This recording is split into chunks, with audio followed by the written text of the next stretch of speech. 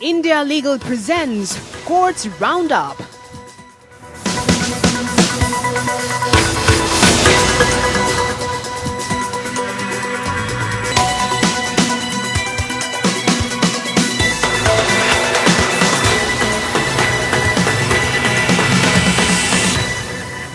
नमस्कार, मैं हूं आपके साथ पूजा कविया गोमा। कोर्ट्स राउंडअप में आपका स्वागत है। इस बुलेटिन में अगले आधे घंटे हम आपको कोर्ट से जुड़ी तमाम छोटी बड़ी खबरों से रूबरू करवाएंगे। कोर्ट की कार्यवाही और सुप्रीम कोर्ट से लेकर हाई कोर्ट और लोअर कोर्ट तक के फैसलों को आपके सामने रखेंगे।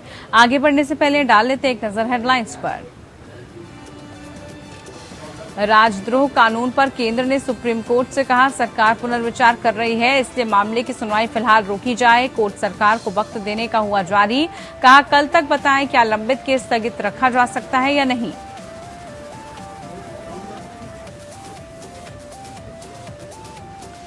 सुप्रीम कोर्ट ने कहा, मध्य प्रदेश में बिना ओबीसी आरक्षण के होंगे स्थानीय चुनाव। 15 दिन में अधिसूचना जारी हो। अधिसूचित सामान्य श्रेणी सीटों पर नामित हो ओबीसी उम्मीदवार। राज्य सरकार ने कहा, सुप्रीम कोर्ट में दायर की जाएगी पुनर्विचार याचिका।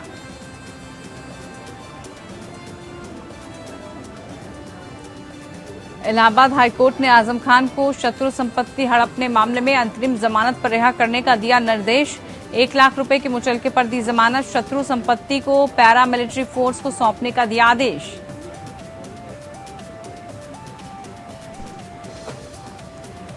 सुप्रीम कोर्ट के जस्टिस विनीत शरण हुए सेवानिवृत्त। सुप्रीम कोर्ट बार एसोसिएशन ने आयोजित किया विदाई समारोह। सीजेआई रमन्ना और एससीबीए पदाधिकारी रहे मौजूद।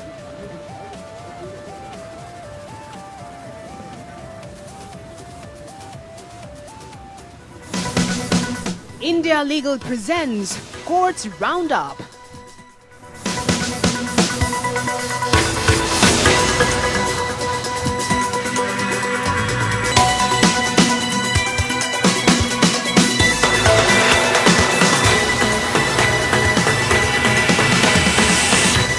चलिए बढ़ते हैं अब खबरों की तरफ, जहां पर सुप्रीम कोर्ट में राजद्रोह मामले पर सुनवाई हुई। केंद्र सरकार ने मामले पर सुनवाई फिलहाल स्थगित की अपील की, जबकि याचिकाकर्ता के वकील कपिल सिब्बल ने इसका विरोध किया। बहरहाल सुप्रीम कोर्ट देशद्रोह कानून पर पुनर्विचार करने के लिए केंद्र सरकार को 1 दिन और का वक्त दे रहा है। कोर्ट ने लंबित केसों और भविष्य के मामले को सरकार कैसे संभालेगी, इस पर रुख साफ करने के लिए केंद्र को बुधवार सुबह तक का वक्त दिया है।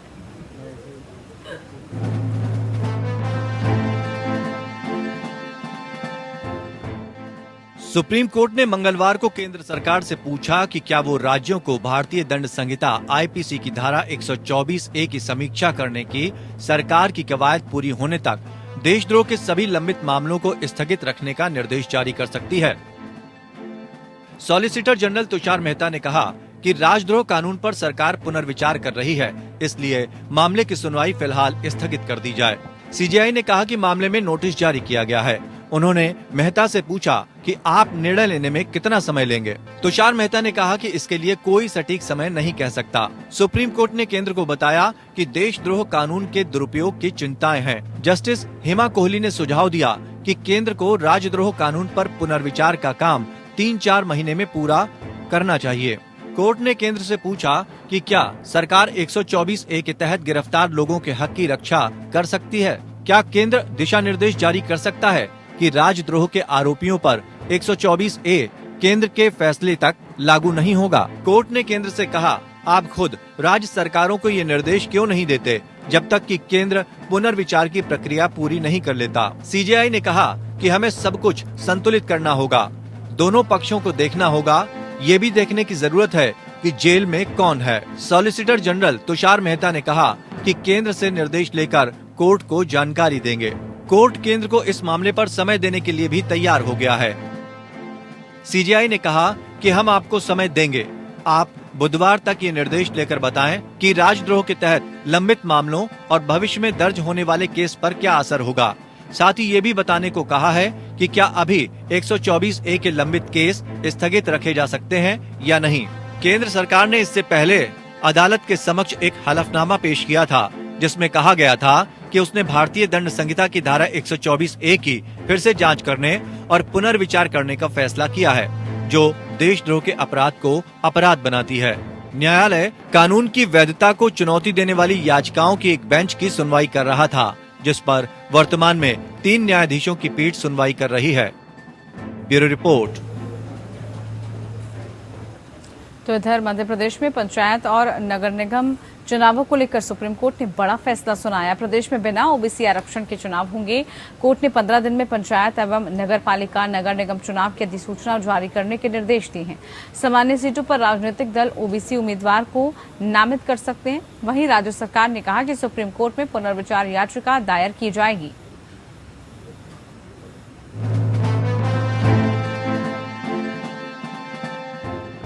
मध्य प्रदेश में पंचायत और नगर निगम चुनाव को लेकर सुप्रीम कोर्ट ने बड़ा फैसला सुनाया है। प्रदेश में बिना ओबीसी आरक्षण के चुनाव होंगे। कोर्ट ने राज्य सरकार की मांग को दरकिनार करते हुए 15 दिन में पंचायत, नगर पालिका और नगर निगम चुनावों की अधिसूचना जारी करने के निर्देश दिए हैं। इस मामले में मुख्यमंत्री शिवराज सिंह चौहान ने कहा कि सरकार कोर्ट के फैसले का अध्ययन कर रही है। इस संबंध में सुप्रीम कोर्ट में पुनर्विचार याचिका दायर की जाएगी। सुप्रीम कोर्ट ने अपने फैसले में प्रदेश में 3 साल से पंचायत और नगर निगम चुनाव नहीं होने पर नाराजगी जाहिर की।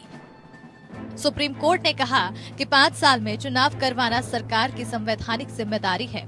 15 दिन में अधिसूचना जारी करें। ओबीसी आरक्षण के लिए तय शर्तों को पूरा किए बिना आरक्षण नहीं मिल सकता।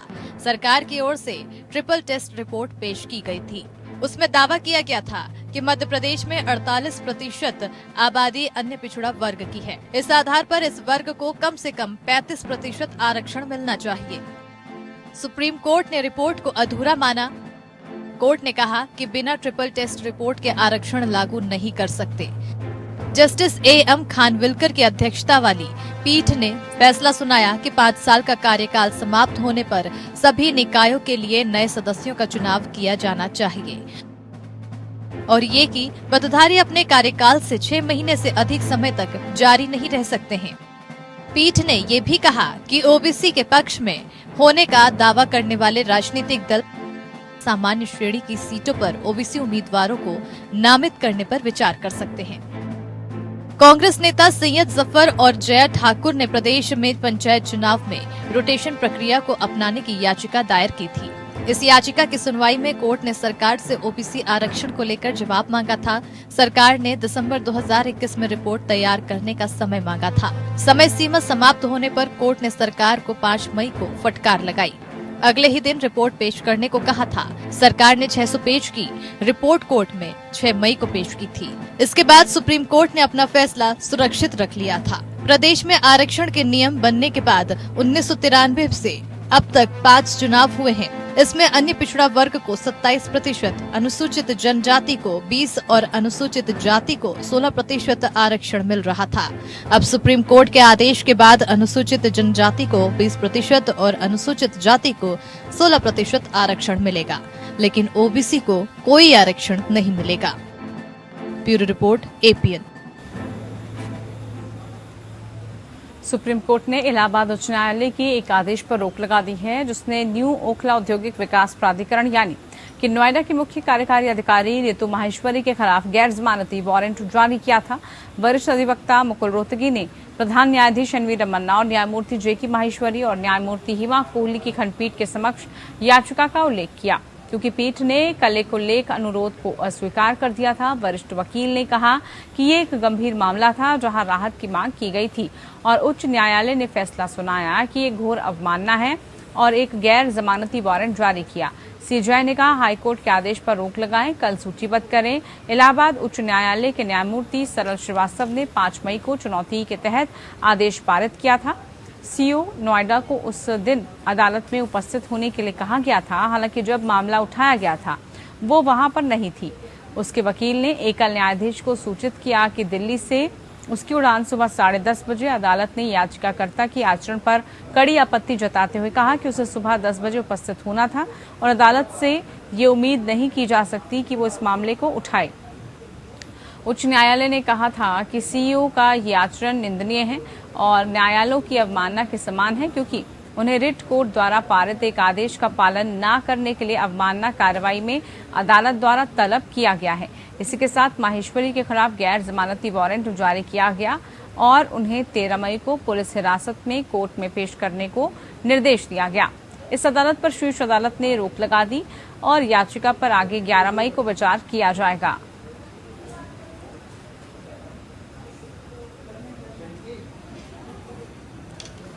इधर सुप्रीम कोर्ट ने राज्य सरकारों से कहा कि वो महामारी और अन्य अप्रत्याशित हादसों के कारण बच्चों की शिक्षा में बाधा की गंभीर समस्या के संबंध में राष्ट्रीय बाल अधिकार संरक्षण आयोग या एनसीपीसीआर की ओर से दिए गए सुझावों और उसके आदेश को प्रसारित करें। जस्टिस एल नागेश्वर राव और जस्टिस बीआर गवई ने आशंका व्यक्त की कि अखबार मौजूदा मामले में सूचना प्रसारित करने का सबसे प्रभावी माध्यम नहीं हो सकते और राज्य सरकारों को निर्देश दिया कि वो शिक्षा विभाग या महिला एवं बाल कल्याण विभाग से नोडल अधिकारी नियुक्त करें। ये अधिकारी आंगनवाड़ी कार्यकर्ताओं, आशा कार्यकर्ताओं, स्वास्थ्य कार्यकर्ताओं आदि को निर्देश देंगे कि वो उन माता पिता को व्यक्तिगत रूप से संपर्क करें जिनके बच्चों की महामारी के कारण शिक्षा रुक गई है और उन्हें एनसीपीसीआर की सिफारिशों की जानकारी दे। पीठ ने राज्य सरकारों को ऐसे बच्चों की शिक्षा जारी रखना सुनिश्चित करने के लिए एनसीपीसीआर के सुझावों को लागू करने का निर्देश दिया। याचिकाकर्ता के वकील ने कहा कि आदेश को प्रसारित करने की आवश्यकता है। उन्होंने कहा कि जिन बच्चों को सुरक्षा की सख्त जरूरत है मगर उन्हें आदेशों की जानकारी नहीं है, अगर उन्हें इससे लाभ नहीं होता तो उन्हें भय है कि हाईकोर्ट के प्रयासों को कमजोर किया जा सकता है। कोर्ट ने कहा कि हम राज्य सरकारों, केंद्र शासित प्रदेशों को शिक्षा विभाग या महिला एवं बाल कल्याण विभाग से एक नोडल अधिकारी नियुक्त करने का निर्देश देते हैं जो आंगनवाड़ी कार्यकर्ताओं, आशा कार्यकर्ताओं, स्वास्थ्य कार्यकर्ताओं आदि को निर्देश देंगे कि वो उन माता पिता को व्यक्तिगत रूप से एनसीपीसीआर द्वारा की गई सिफारिशों की जानकारी दे जिनके बच्चों ने स्कूल आना बंद कर दिया है। जिन बच्चों की पढ़ाई जारी है उन्हें स्कूलों में वापस लाने के लिए भी नोडल अधिकारी तत्काल कार्रवाई करेंगे। पंजाब एंड हरियाणा हाईकोर्ट ने बीजेपी नेता तजिंदर पाल सिंह बग्गा की गिरफ्तारी पर 6 जुलाई तक रोक लगा दी है। ये निर्देश हाईकोर्ट की एक अन्य पीठ द्वारा आधी रात की सुनवाई के 3 दिन बाद आया। पीठ ने पुलिस को निर्देश दिया था कि वो बग्गा के खिलाफ 10 मई तक कोई दंडात्मक कार्रवाई न करे। जस्टिस हरिंदर सिंह सिद्धू की खंडपीठ पंजाब की स्थानीय अदालत में एसएस नगरद के आदेश के खिलाफ बग्गा की याचिका पर फिर से सुनवाई कर रही थी जिसमें उनके खिलाफ गैर जमानती गिरफ्तारी वारंट जारी किया गया था। हालांकि पंजाब पुलिस को मामले में जांच जारी रखने की छूट दी गई और बग्गा से जांच में सहयोग करने को कहा गया। कोर्ट ने निर्देश दिया कि अगर पुलिस मामले की जांच करना चाहती है तो अगली तारीख 6 जुलाई से पहले 2 बार बग्गा के घर जा सकती है। बग्गा के खिलाफ आप नेता सनी अहलूवालिया की शिकायत पर 1 अप्रैल को एफआईआर दर्ज की गई थी। अहलूवालिया ने 30 अप्रैल को बग्गा की टिप्पणी के संबंध में शिकायत दर्ज कराई थी जब वो दिल्ली के मुख्यमंत्री अरविंद केजरीवाल के आवास के बाहर भाजपा युवा विंग के विरोध में हिस्से थे।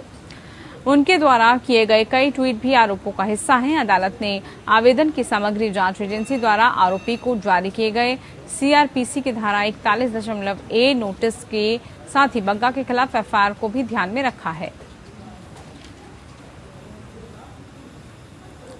इलाहाबाद हाईकोर्ट ने पूर्व कैबिनेट मंत्री मोहम्मद आजम खान को शत्रु संपत्ति हड़पने के मामले में अंतरिम जमानत पर रिहा करने का निर्देश दिया। कोर्ट ने 1 लाख रुपए के मुचलके पर जमानत दे दी है। कोर्ट ने आजम खान से शत्रु संपत्ति को पैरामिलिट्री फोर्स को सौंपने का आदेश दिया। यह आदेश न्यायमूर्ति राहुल चतुर्वेदी ने दिया है।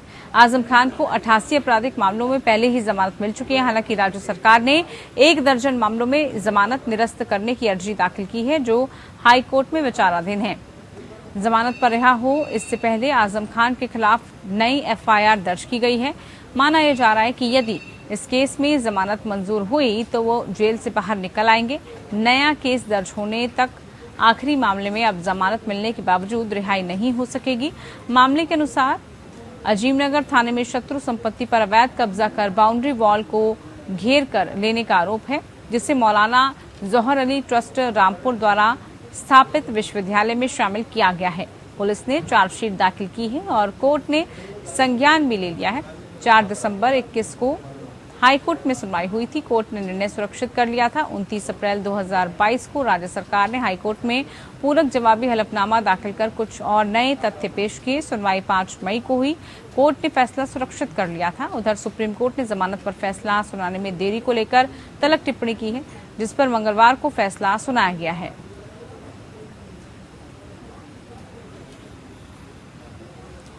वहीं कलकत्ता हाईकोर्ट ने पश्चिम बंगाल के बीरभूम जिले में हुई हिंसा से संबंधित मामले में आरोपी 2 नाबालिगों की जमानत रद्द करने की मांग वाली याचिका पर अपना आदेश सुरक्षित रख लिया है। इस मामले में स्थानीय अखिल भारतीय तृणमूल कांग्रेस के नेता भादु शेख की हत्या के प्रतिशोध में कथित रूप से 10 लोग मारे गए थे। फिलहाल इस मामले की जांच केंद्रीय जांच ब्यूरो कर रही है। अदालत ने इससे पहले स्थानीय टीएमसी नेता भादु शेख की हत्या की जांच सीबीआई को स्थानांतरित की थी। इसके बाद बेगतुई गांव संपुरहाट बीरभूम में आगजनी हुई, जिसमें 2 बच्चों समेत 10 लोग मारे गए थे।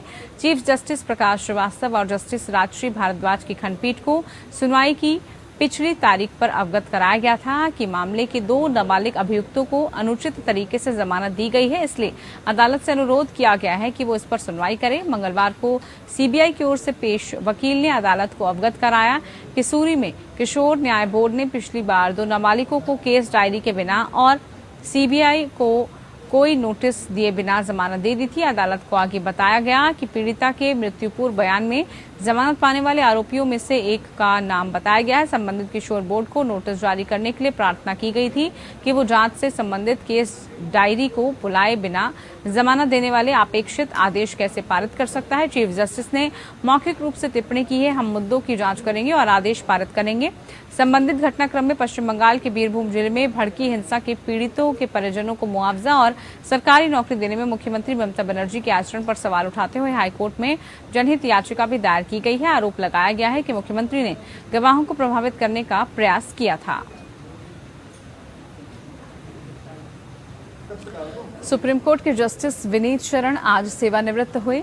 चलन के मुताबिक न्यायमूर्ति शरण सीजेआई की अदालत में बैठे, जहां बार के सदस्य न्यायाधीश को विदाई देने के लिए एकत्र हुए। वहीं सुप्रीम कोर्ट बार एसोसिएशन ने जस्टिस विनीत शरण के लिए विदाई समारोह का आयोजन किया, जिसमें सीजेआई रमन्ना समेत कई जज और एससीबीए पदाधिकारी मौजूद रहे।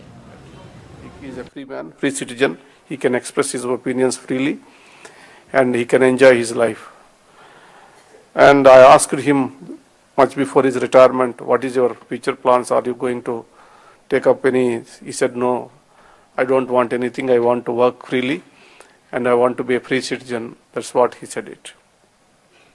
Now, I hope that he is going to stay in Delhi. He is going to do some arbitration work, or otherwise he want to enjoy his personal life. Sharon is a very close friend of mine. That I am really emotional because all the times, not only now, I remember 2002 onwards, we both used to be friends, because I am also one of the members of the Allahabad Judges Cooperative Housing Society. Those days when I come from Hyderabad, I used to come from Allahabad, we used to sit in the meetings long, one day, full day meetings and discuss several issues. So from that time onwards, he is maintaining the contact. And even in Bangalore, in Odisha also, he used to come and meet me. And that's how we had a friendship. So he is a strong supporter of mine and always stand by me in any good times, bad times. So it's a great virtue of Justice Sharan. I take this opportunity to say goodbye to him, and I want to say in regards to Srimati Uma Sharan, who stand by him all these days, difficult days, and his children, and I wish everyone of their family and him a very healthy and prosperous life. Thank you, friends, for giving the opportunity.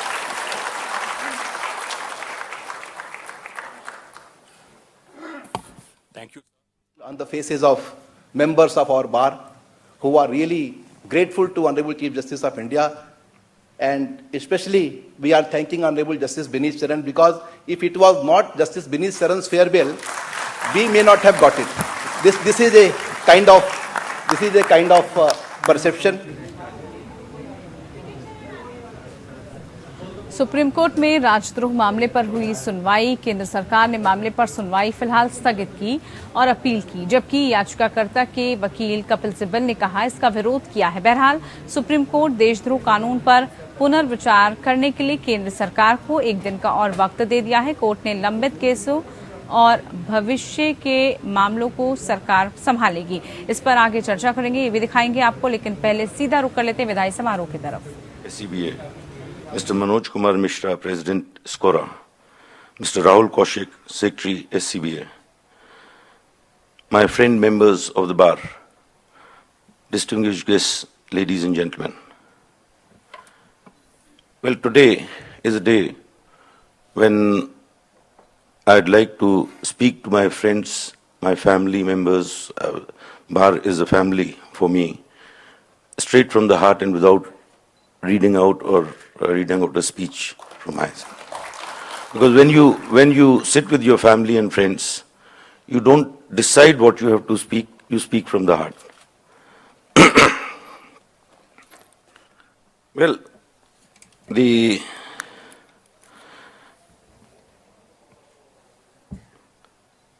it's always said that the bar and the bench are the wheels of two wheels of a chariot. That is, in my view, absolutely correct. But I would just like to add something to that. That the chariot, which is generally talked about, should be the chariot on which Lord Krishna and Arjun were there. Lord Krishna used to guide and Arjun used to fire. Fire means that way. And it is only the combination of the two which worked. So in the present scenario, in my opinion, it is the bar which is Lord Krishna which guides which always guided Arjun, which is the bench, the judges, and that is how the entire procedure goes, and that is how we have achieved success, and that is how the coordination is. The role played by the members of the bar is as important, if not more, than that of the judges. Without there being a proper guidance and assistance from the bar, no judge can write a good judgment. It's only the quality of the judgment always depends on the quality of the arguments. चलिए इसी के साथ courts roundup में इतना ही। नमस्कार। India Legal presents Courts Roundup.